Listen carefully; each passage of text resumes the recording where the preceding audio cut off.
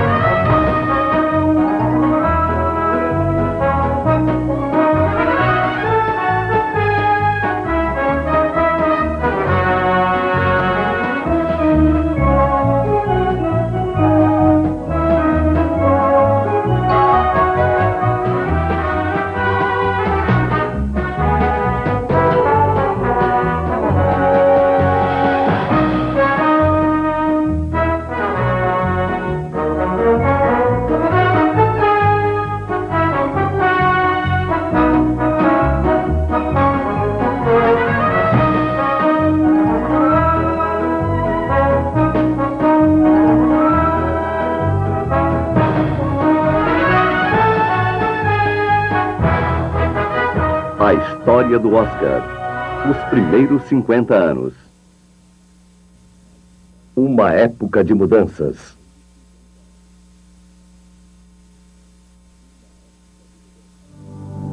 Em 1960, começava para Hollywood uma década toda nova. E os dias em que os manda-chuvas dos estúdios davam as cartas estavam contados. Os astros estavam se tornando empresários independentes e as produções estavam saindo dos estúdios para serem filmadas cada vez mais em loco em todas as partes do mundo. Mas o próprio assunto dos filmes também estava fugindo um pouco ao controle. Antes era comum que os filmes insinuassem situações provocantes. Mas vários filmes já não estavam mais insinuando. Filme sexy e Elizabeth Taylor, usando um maiô bem atrevido, fizeram muito pela Columbia Pictures. O filme Psicose, de Alfred Hitchcock, também não era exatamente para crianças. Hitchcock disse que para ele era um filme divertido, mas para o resto do país era um dos filmes mais assustadores já vistos. Parafraseando Walt Jolson, os cinéfilos ainda não tinham visto nada. Vencedores do Oscar de 1960. O melhor filme de 1960 foi Se Meu Apartamento Falasse, o último filme em preto e branco a ganhar o prêmio de melhor filme até a lista de Schindler. Se Meu Apartamento Falasse fala de um humilde empregado de uma grande empresa que sobe na carreira emprestando o apartamento aos superiores para encontros extraconjugais. Shirley MacLaine, whose glowing warmth lights up the screen like a Christmas tree. Fred MacMurray. This is the Fred MacMurray you've never seen before. You know, you see a girl a couple of times a week just for laughs, and right away they think you're going to divorce your wife. I ask you, is that fair? No, sir, it's very unfair, especially to your wife. Yeah. Ingredient number 3, Billy Wilder. There's nothing quite like that Billy Wilder, some like it hot kind of laughter.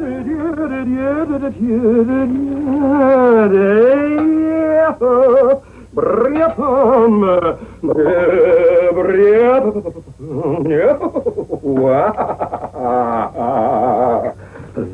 we dressing for dinner? You know, just come as you are. Say, you're pretty good with that racket. You should see my backhand. Where do you see me serve the meatballs?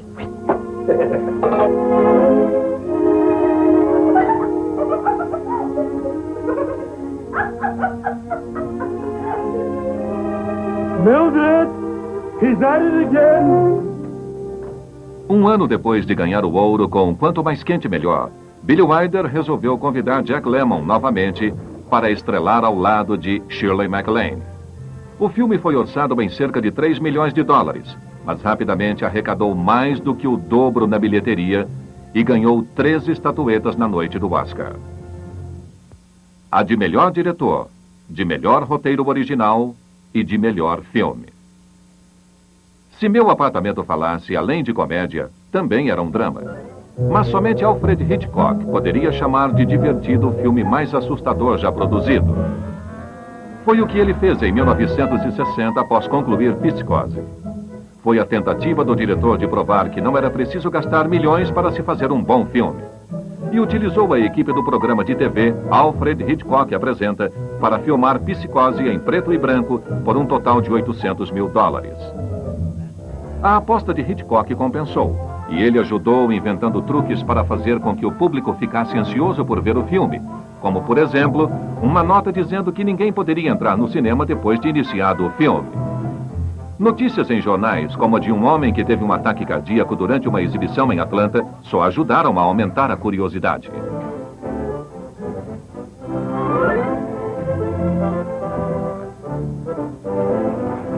You see, even in daylight, this place still looks a bit sinister. Now, it was at the top of these stairs that the second murder took place. She came out of the door there and met the victim at the top. Of course, in a flash, there was the knife, and in no time,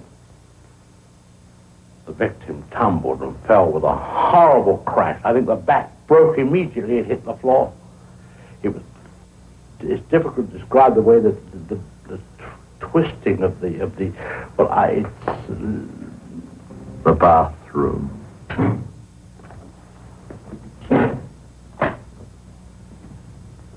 Well, they cleaned all this up now.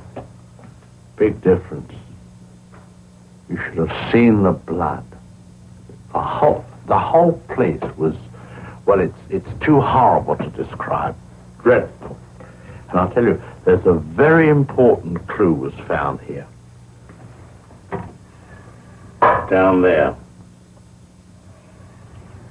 Well, the murderer, you see, crept in here. Very slowly, of course, the shower was on, there was no sound. And,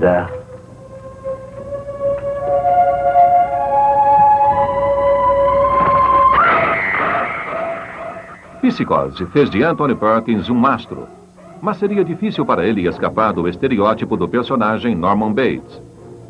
Durante muitos anos, o público só queria vê-lo em papéis semelhantes ao que interpretara em Psicose. 1960 também foi o ano em que Kirk Douglas estrelou Spartacus. Ele também foi o produtor executivo do épico de 3 horas e 16 minutos sobre uma rebelião de escravos romanos.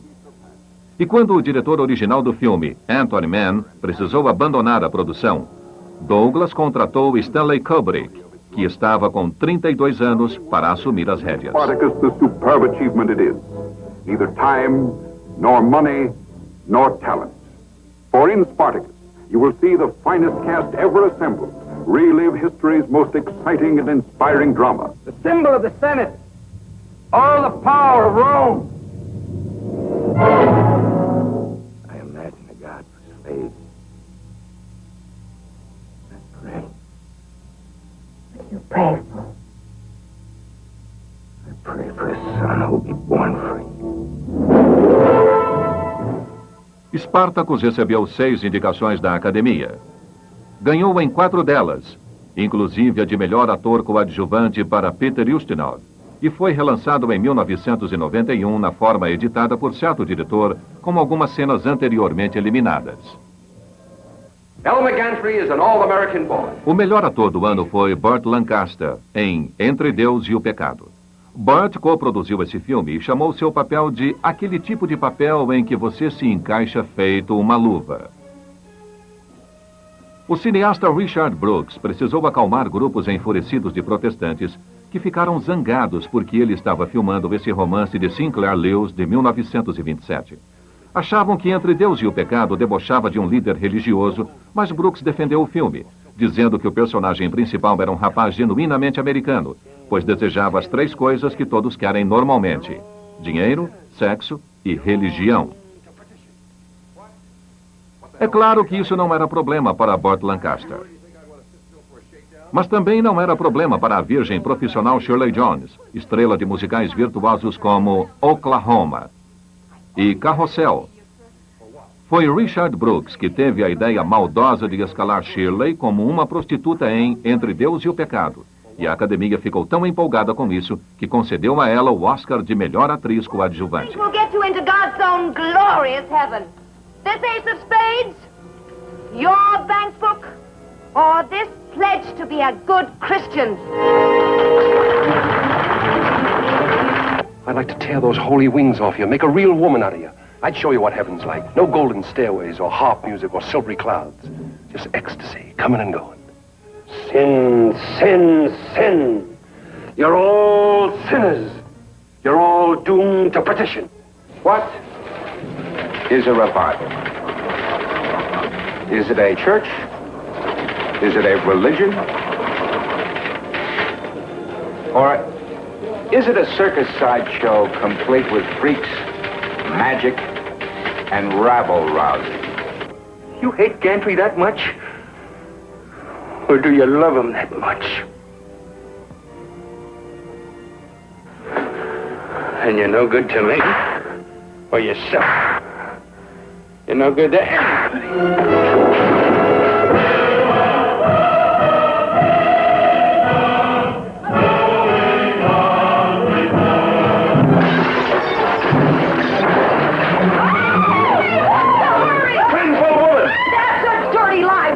Shame, shame! Wait.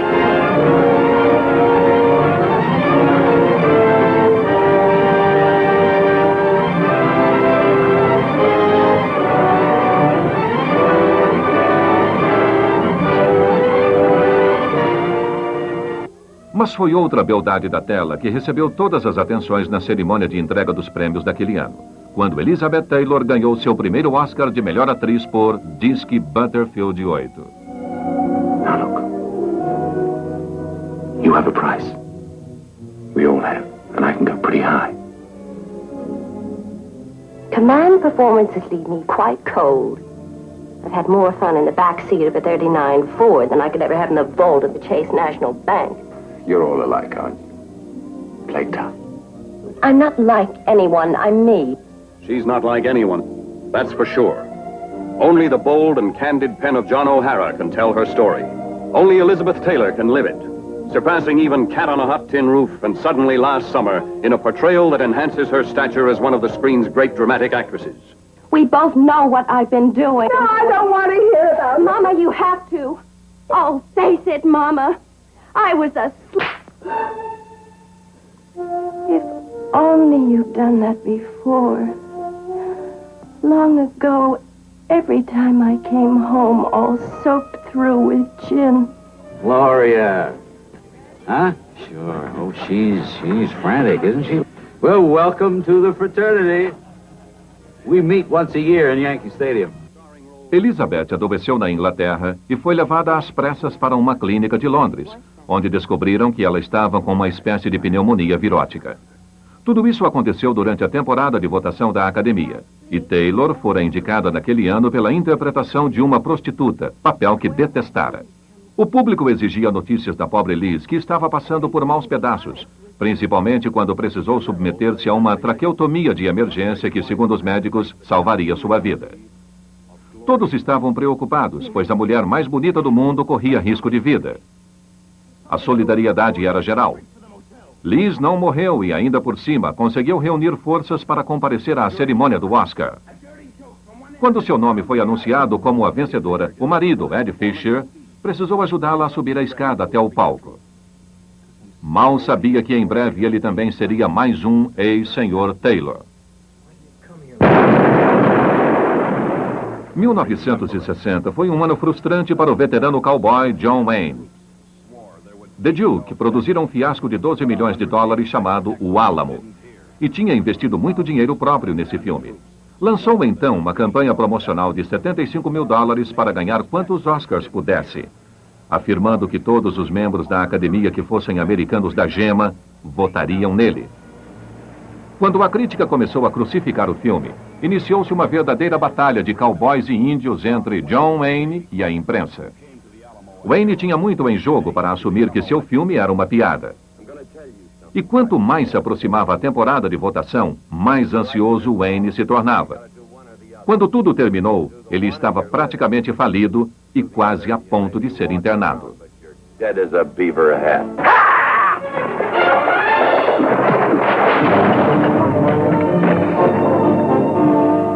You must be Jim Bowie. 185 of their friends, neighbors, fellow Texicans are holed up in a crumbling adobe church down on the Rio Bravo, buying them this precious time. Be there at the Alamo. Remember it.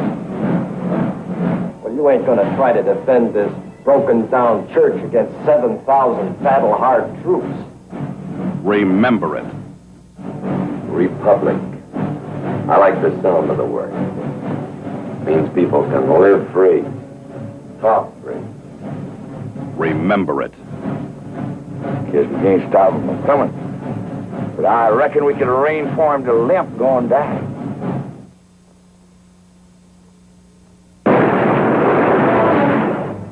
Acredite se quiser, mas o Alamo conseguiu mesmo 6 indicações, inclusive para o Oscar de melhor filme. Mas só conseguiu o de melhor som, fazendo com que Wayne se tornasse alvo de muitas piadas em Hollywood. Ele era uma pessoa que preferia não recordar o Alamo.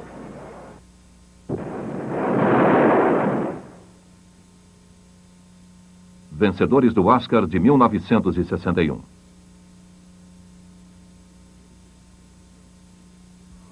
O melhor filme de 1961 foi Amor, Sublime Amor, a versão cinematográfica de um sucesso da Broadway, que conquistou um total de 10 Oscars das 11 indicações que recebera, perdendo apenas para os 11 Oscars de Ben-Hur 2 anos antes. Antes mesmo do início das filmagens, os produtores pensaram em escalar Elvis Presley para o papel principal dessa versão musical ambientada em Nova York da peça Romeu e Julieta, de Shakespeare. Junto com Elvis, Fabian, Frank Avalon e Paul Anka interpretariam seus amigos, ou era o que sonhavam os produtores, até que Jerome Robbins, o criador da versão da Broadway, bateu o pé e disse: nada disso. No fim das contas, a Branca de Neve, Natalie Wood, foi escalada para o papel de uma porto-riquenha, que era o personagem principal, e Elvis não participou. Mas o filme fez grande sucesso de bilheteria, e a trilha sonora musical tornou-se o maior recorde de vendas na história do cinema. O Oscar de melhor diretor foi um dos 10 que Amor, Sublime Amor ganhou, e esse foi o primeiro ano em que o Oscar seria compartilhado por 2 diretores de um mesmo filme, Robert Wise e Jerome Robbins. Quando ambos subiram ao palco para receber os troféus, nenhum deles agradeceu ao outro. Mas Amor, Sublime Amor não foi o único filme da estrela Natalie Wood naquele ano. Ela recebeu sua primeira indicação da Academia pela interpretação de uma moça que enlouquece em Clamor do Sexo, ao lado do novato Warren Beatty. Quem dirigiu o roteiro de William Lynch foi Elia Kazan, e a Warner Brothers gastou muito na promoção do primeiro papel adulto da estrelinha Natalie Wood. Ela havia começado como atriz infantil em filmes como De Ilusão Também Se Vive e crescera diante das câmeras. Em 1955, interpretaram uma adolescente cheia de vida ao lado de James Dean em Juventude Transviada. Mas agora ela atingia a maturidade em um drama que valeu ao ator William Lynch o Oscar de melhor roteiro. You and Bud haven't gone too far already, have you? No, Mother. Tell me the truth, Wilma Dean. No, Mom, we haven't gone too far. I think she's disgraceful. When she stands there waiting Wait a for the minute. players. Wait a minute. There isn't any reason in the world why I should be there. Well, more than speaking. Well, what do you think I'm supposed to not notice her? Is that what you expect out of me? I'm not even supposed to know girls like that exist, huh? I don't blame anyone, Mother. I raised you the only way I knew how, Deanie. The way my mother raised me, and I suppose the way her mother raised her. I always believed she was right about things. Maybe she wasn't. I loved her. I love you, Mother. Outro filme a receber seu justo quinhão de atenção em 1961 foi Desafio à Corrupção, estrelado por Paul Newman. A princípio, a 20th Century Fox achava que esse filme sobre trapaças em salões de sinuca não se daria bem na bilheteria devido ao assunto tão pobre. Mas as cifras logo provaram que estavam enganados. Jackie Gleason interpretou o vigarista da vida real Minnesota Feds, em um elenco que também contava com George C. Scott e Piper Laurie, além de Newman no papel principal e de Festiak. Todos receberam Oscars por suas interpretações, e o presidente da Fox, Spiros Kouras, disse que era a primeira vez em 2 anos que ostentava um sorriso. O Oscar de melhor ator naquele ano não ficou com Paul Newman, mas com o novato Maximilian Schell, por Julgamento em Nuremberg. O produtor Stanley Kramer, que fez Matar ou Morrer uma década antes, decidiu que uma reencenação cinematográfica dos julgamentos de guerra em Nuremberg daria um bom filme. Reuniu então vários astros de Hollywood e lhes ofereceu camafeus nesta saga de 3 horas que estreou em Berlim Ocidental. O alemão Maximilian Schell era o ator menos conhecido do filme, mas encantou as plateias americanas no circuito de entrevistas, declarando que seu alimento favorito eram flocos de milho. Também deve ter encantado a academia, porque quando Joan Crawford entregou o Oscar de melhor ator, foi o nome dele que ela chamou para receber o prêmio. O filme recebera 10 indicações para o Oscar e ganhou 2, incluindo a de melhor roteiro adaptado. A melhor atriz do ano foi outra europeia, Sophia Loren, por seu papel em 2 Mulheres. Vencedores do Oscar de 1962.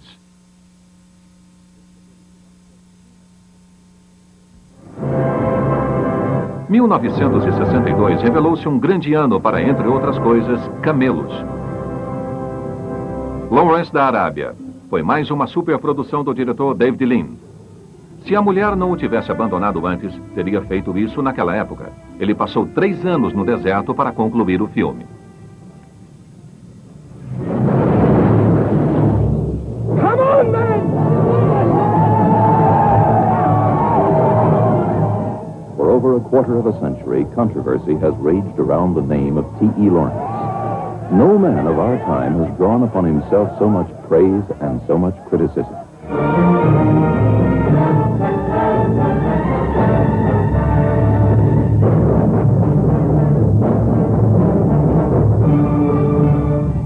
Lawrence of Arabia, the man torn between 2 civilizations. Lawrence of Arabia, filmed against a canvas of awesome magnificence.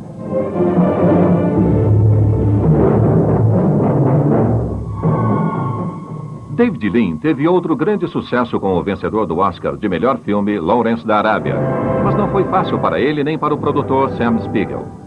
A revista Life disse que Lawrence da Arábia fora um dos filmes mais difíceis e caros da história, e a equipe de produção deve ter concordado com essa afirmação. Custando aproximadamente 15 milhões de dólares, esse filme foi feito sob condições terríveis no deserto, num esquema de filmagem sem precedentes. Foi preciso canalizar água numa extensão de 220 quilômetros e fornecer o suficiente para saciar a sede dos 5.000 camelos usados no filme foi uma tarefa das mais difíceis. Cada intervalo que se fazia para dar água aos camelos custava 300 dólares. Mas o diretor Lim aparecia diariamente no local das filmagens fresco e descansado, num terno branco limpinho. Mais tarde ele disse que sua aparência limpa era para convencer o elenco de que tudo estava sob controle, mesmo quando não estava. Mas tudo compensou quando o filme de 3 horas e 42 minutos estreou na época do Natal. Pela primeira vez, afirmou a revista Newsweek, aquele era um espetáculo de Hollywood que não era um circo. E David Lean recebeu o 2º Oscar de melhor direção de sua carreira. Lawrence da Arábia levou ao estrelato instantaneamente 2 de seus atores, o egípcio Omar Sharif e o inglês Peter O'Toole. A colunista de mexericos Luella Parsons chamava Sharif de Novo Valentino, e ele recebeu a indicação para melhor ator coadjuvante por sua interpretação. Omar fora picado pelo bichinho de Hollywood e não queria mais ir embora, dizendo que queria fazer sucesso em Hollywood. 3 anos depois, ele estrelou outro épico de David Lean, este filmado nas temperaturas abaixo de 0 da Sibéria, Doutor Zhivago. Peter O'Toole ficou com o papel principal de Lawrence da Arábia, porque Marlon Brando estava ocupado filmando mais uma versão de O Grande Motim para a MGM. O ator de 29 anos estava casado na vida real, mas a imprensa se comportava como se isso não fosse verdade e projetava sua imagem como a de homem disponível. A verdade era que O'Toole era um alcoólatra crônico que encontrara um parceiro de copo no colega Jason Hobart. Dizia-se que os dois vadiavam pela cidade de Nova York juntos até altas horas, geralmente incomodando a senhora Hobart, Lauren Bacall.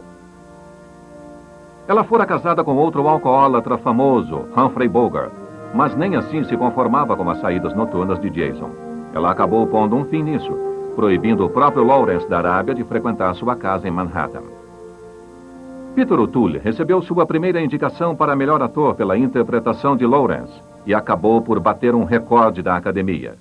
7 indicações e nenhuma vitória. O Oscar de melhor ator ficou com o bastante respeitável Gregory Peck por sua interpretação de Atticus Finch em O Sol é para Todos. Essa produção barata da Universal Studios fora totalmente filmada em estúdio e durava apenas 129 minutos. Um forte contraste com Lawrence da Arábia. Mas era uma adaptação do romance de Harper Lee, ganhador do Pulitzer, e se tornou sucesso instantâneo entre os cinéfilos do mundo inteiro. Gregory Peck ficou muito famoso após o lançamento desse filme, quando descobriram que ele queria tanto fazer aquele filme que havia até tentado comprar seus direitos. Atribui-se a ele haver dito que jamais interpretara um papel tão parecido consigo mesmo quanto Atticus Finch, o cavalheiresco advogado sulista que arrisca a própria segurança ao defender um negro acusado de estupro em uma cidadezinha do Alabama. A América tinha adorado ver Shirley Jones interpretar uma prostituta 2 anos antes em Entre Deus e o Pecado. Mas em 1962 ela mostrou que ainda sabia interpretar muito bem uma virgem e voltou a fazê-lo em mais um musical daqueles próprios para as matinês, Vendedor de Ilusões. Desta vez ela trabalhou ao lado de Robert Preston, que repetiu seu papel na Broadway, o do homem que abria seu caminho com 76 trombones, e o filme fez mais dinheiro para Warner Brothers do que qualquer outro naquele ano.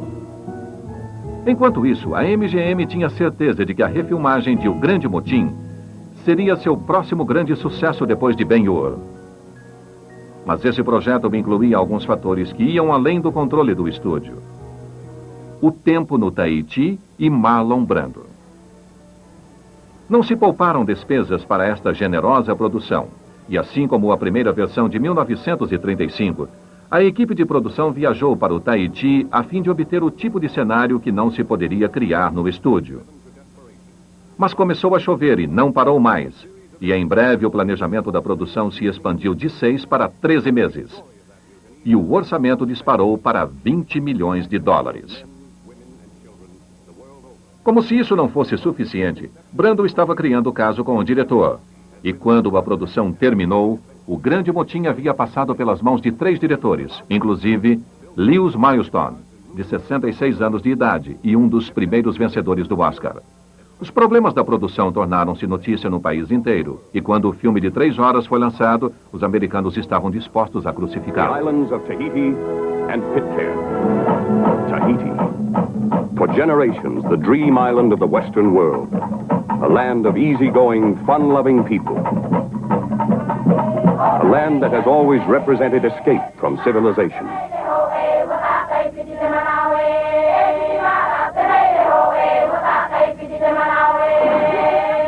A land where there is no time, no tomorrow, only today. Now Metro-Goldwyn-Mayer crystallizes the lure of adventure that beckons from beyond the horizon in one of the most extraordinary motion pictures ever made. Like all great motion pictures, Mutiny on the Bounty is a story of people. You're going too lightly, Quintal.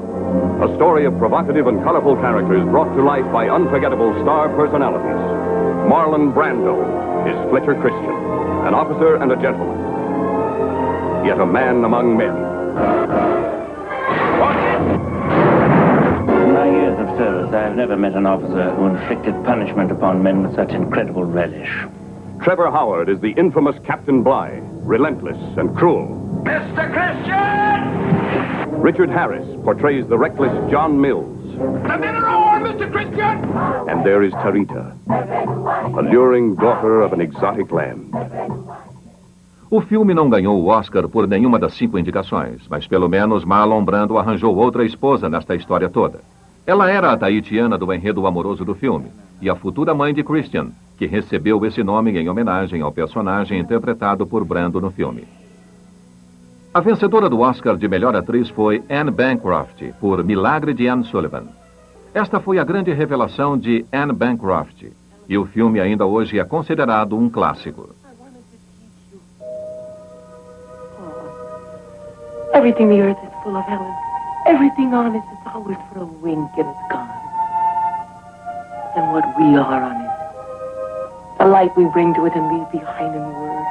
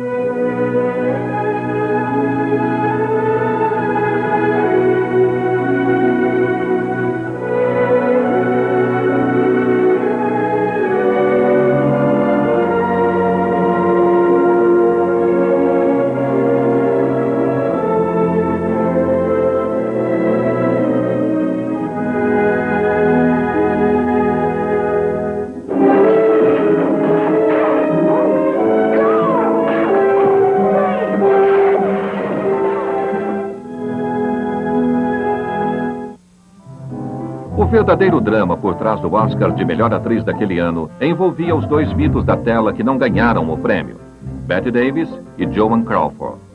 Bette e Joan haviam estrelado o filme de 1962, O que Aconteceu com Baby Jane. E quando somente Bette recebeu indicação para melhor atriz, Joan ficou furiosa e telefonou para as outras indicadas para lhes perguntar se poderia ir receber o Oscar no lugar daquela dentre elas que ganhasse. Anne Bancroft foi a única a concordar com o pedido, pois estava na Broadway interpretando uma peça chamada Mother Courage. Na noite do Oscar, um quadro bizarro. Davis e Crawford, a poucos metros de distância nos bastidores, ambas fumando um cigarro atrás do outro e aguardando o veredito. Bette acreditava quando todos diziam que seria a vencedora, mas Joan ainda esperava um milagre. Quando Maximilian Schell anunciou que Anne Bancroft era a vencedora, Crawford passou por uma Bette Davis atordoada para subir ao palco e receber o prêmio com um sorriso enorme no rosto, como se o Oscar fosse realmente dela. Vencedores do Oscar de 1963.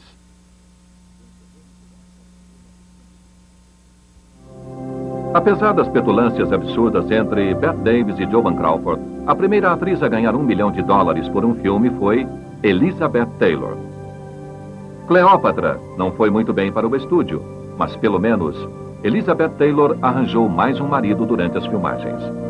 Um dos indicados para o Oscar de melhor filme de 1963, Cleópatra, foi o filme mais caro daquele ano, mas não conseguiu repor os $144 milhões que custou. Dizem que a 20th Century Fox ainda treme ao se lembrar disso. In attaining her objectives, Cleopatra has been known to employ torture, poison, and even her own sexual talents, which are said to be considerable. Richard Burton as Mark Antony, rash, impetuous leader of once invincible legions, dreaded adversary on the field of battle. Mais interessante para o público do que o próprio filme foi o chute que Liz deu no quarto marido, Ed Fisher, para se casar com Richard Burton, que coestrelava Cleópatra e se tornaria seu quinto marido, e após um divórcio, seu sexto marido. O público tomou conhecimento do romance entre Burton e Taylor quando tiraram um fim de semana de folga durante as filmagens e foram tomar banho de sol no convés de um iate, ao alcance visual de um fotógrafo ambicioso. As fotos chegaram a todos os tabloides americanos e os fãs se deliciaram. O melhor filme daquele ano não contava com Lisney Barton no elenco, mas tratava de sexo. As Aventuras de Tom Jones era uma comédia de mau gosto que deixou muita gente irritada em Hollywood. Além de ser mais um filme importado da Inglaterra, foi considerado imoral por muitos americanos. As Aventuras de Tom Jones era a adaptação cinematográfica de um romance do século XVIII, escrito por Henry Fielding, que a United Arts comprou quase de graça e promoveu como uma propaganda sexy para a estreia nos Estados Unidos. A campanha funcionou e ele se tornou o filme estrangeiro mais famoso lançado nos Estados Unidos. Transformou em astro Albert Finney, que era considerado o favorito para o Oscar de melhor ator daquele ano. Ele perdeu quando se recusou a jogar o jogo de Hollywood e fazer campanha na imprensa especializada. I shall always hate and despise the old sex on account of you, Tom. The whole world loves Tom Jones.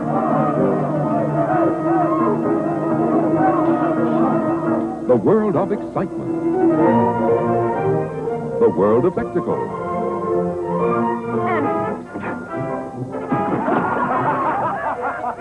The world of laughter.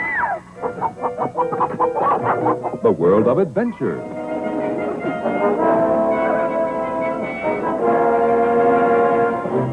The world of romance.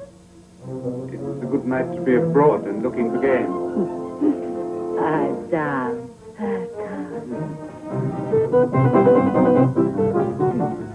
O diretor de As Aventuras de Tom Jones, Tony Richardson, foi mais esperto e fez campanha.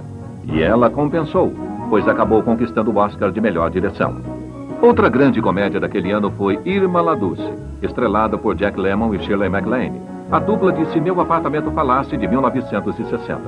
Esse filme também foi dirigido por Billy Wilder e girava em torno de Lemmon correndo atrás da prostituta MacLaine, por quem ele se apaixonara. O filme recebeu 3 indicações para o Oscar, inclusive indicando Shirley MacLaine para melhor atriz. Mas o filme só ganhou o Oscar de melhor trilha sonora musical. O Oscar de melhor atriz ficou com Patricia Neal, por O Indomado. Neste filme, ela interpreta uma dona de casa que é quase estuprada por Paul Newman. Ganhar o Oscar de 1963 foi o ponto alto de sua carreira, mas não muito tempo depois, ela sofreria 3 ataques cardíacos quase fatais e teria de reaprender a andar e falar. Parecia que Patrícia seria vítima de um outro tipo de maldição do Oscar. Quem fez história naquele ano foi Sidney Poitier, que se tornou o primeiro e único negro a conquistar um prêmio importante de interpretação, o Oscar de melhor ator por Uma Voz nas Sombras. Este foi um filme secundário da United Arts, escrito e dirigido pelo diretor de TV Ralph Nelson, que fazia o personagem vagabundo de Poitier ajudar um grupo de freiras no deserto do Arizona, construindo uma capela para elas. O filme estreou no Festival de Berlim, onde também valeu a Poitier o prêmio de melhor ator. A United Arts usou esse sucesso como base para pedir aos críticos que escrevessem sobre ele antecipadamente, e quando finalmente estreou nos Estados Unidos, todos já o conheciam. Sobreviver à cerimônia do Oscar fora praticamente tão difícil para Poitier quanto conseguir um papel ganhador do Oscar, e ele jurou nunca mais passar por isso, caso fosse possível. Quando Anne Bancroft lhe entregou o Oscar, não conseguia parar de pular feito louca. Afinal, ele era simplesmente o segundo vencedor negro do Oscar 24 anos depois que Hattie McDaniel ganhara por E o Vento Levou.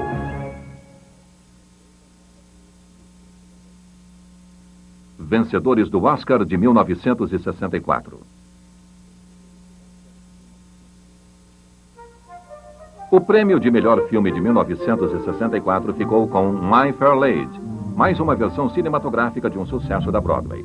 O diretor do Warner Brothers Studio, Jack Warner, achava que Julie Andrews não era suficientemente famosa para interpretar Elisa Doolittle em sua versão cinematográfica de 17 milhões de dólares, embora ela tivesse interpretado o papel originalmente na Broadway. Então deu o papel a Audrey Hepburn. Audrey não sabia cantar, mas e daí? Tratava-se de Hollywood, onde tudo podia acontecer na tela. Ela foi dublada por alguém que sabia cantar. Mary Nixon, a mesma cantora que dublara Deborah Kerr em O Rei e Eu, e Natalie Wood em Amor Sublime Amor. Murney fez com que Audrey parecesse maravilhosa. Mas Hedda Hopper alegou que, como não havia cantado nada, Hepburn interpretara apenas metade do papel. Rex Harrison, que coestrelou o filme, também não sabia cantar. Mas isso não o impediu de ganhar o Oscar de melhor ator por sua interpretação de Henry Higgins. Ele havia interpretado originalmente o papel com Julie Andrews no palco, e dizem que no filme ele superou a interpretação do palco. Rex Harrison teve uma carreira longa no cinema após My Fair Lady, mas ele seria mais lembrado pelo papel de Higgins. E quando Audrey Hepburn anunciou o nome dele como ganhador do Oscar de melhor ator, ele a sufocou de tanto amor, na forma de um grande abraço e muitos beijos. Ele agradeceu à colega da Broadway, Julie Andrews, diplomaticamente oferecendo carinho às duas belas damas. E ambas presentes naquela noite. O diretor George Cukor ganhou com My Fair Lady o único Oscar de sua longa carreira. Mais conhecido por ter sido demitido por Clark Gable de E o Vento Levou, Cukor era especialmente procurado por atrizes famosas durante décadas, muitas afirmando que George sabia como motivar suas interpretações. Mesmo depois de sair da folha de pagamento de Selznick em E o Vento Levou, dizem que as estrelas Vivien Leigh e Olivia de Havilland iam sempre à casa dele para pedir conselho sobre seus papéis. Enquanto isso, o cineasta Robert Aldrich fizera tanto sucesso alguns anos antes com O que Aconteceu com Baby Jane, que resolveu fazer outro filme com as duas rivais. O projeto chamava-se Com a Maldade na Alma, e as filmagens começaram com Bette Davis e Joan Crawford nos papéis principais. Mas após 4 dias de filmagem, Joan internou-se em um hospital, dizendo estar com uma doença respiratória. Bette sugeriu que Aldrich substituísse Joan por uma velha amiga, Olivia de Havilland, e foi o que ele fez. O produto final foi um sucesso e levou Bette a uma nova campanha pelo Oscar. Mas novamente não seria dessa vez. O filme foi indicado para um total de 7 prêmios, mas a única indicação de atriz foi a de coadjuvante para a estrela de A Feiticeira, Agnes Moorehead, sua 4ª indicação para o Oscar de coadjuvante. Com a Maldade na Alma, não ganhou em nenhuma das indicações. Os fãs de Julie Andrews acharam que foi uma justiça poética quando ela ganhou o Oscar de melhor atriz por seu primeiro papel no cinema, Mary Poppins, depois de perder para Audrey Hepburn a chance de interpretar Eliza Doolittle em My Fair Lady. Houve muita especulação a respeito da reação das duas atrizes caso se encontrassem na cerimônia do Oscar, mas elas acabaram com todas as fofocas quando posaram alegremente para os fotógrafos pouco depois de Julie receber seu Oscar. Vencedores do Oscar de 1965. O bronzeado de George Hamilton roubou o show durante a cerimônia do Oscar de 1965, quando apareceu com a filha do presidente, Linda Birney Johnson. O apresentador Milton Berle ficou com inveja de tantas atenções e disse: "Quando saí com a filha de Woodrow Wilson, ninguém fez tanto rebuliço." Talvez seja porque Hamilton estava mais bem vestido. O melhor filme daquele ano foi A Noviça Rebelde, que levou para casa mais 4 Oscars, das 10 indicações que recebera, inclusive o de melhor diretor para Robert Wise. Essa versão cinematográfica de $8 milhões do musical da Broadway, de autoria de Rodgers e Hammerstein, fez muito sucesso junto às plateias do mundo inteiro. E a 20th Century Fox ficou empolgada ao descobrir que, de repente, liquidara todos os débitos decorrentes do fracasso de Cleópatra, graças a Julie Andrews vestida de freira. Julie estava concorrendo a mais um Oscar de melhor atriz naquele ano, mas perdeu para a colega inglesa Julie Christie por seu desempenho em Darling, a que amou demais.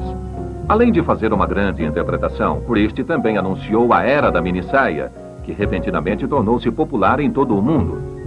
1965 também foi um bom ano para o ator especializado Lee Marvin. Ele ganhou o Oscar de melhor ator por seu desempenho em Dívida de Sangue, interpretando 2 gêmeos. Esse filme era uma farsa western, com Jane Fonda interpretando uma professora que se torna fora da lei e cria problemas para o pistoleiro beberrão Marvin e seu diabólico irmão gêmeo. Hedda Hopper disse que foi o western mais doido que já assistira, mas Marvin provavelmente teria caído do cavalo muito antes de 1965, caso soubesse que isso lhe valeria um Oscar.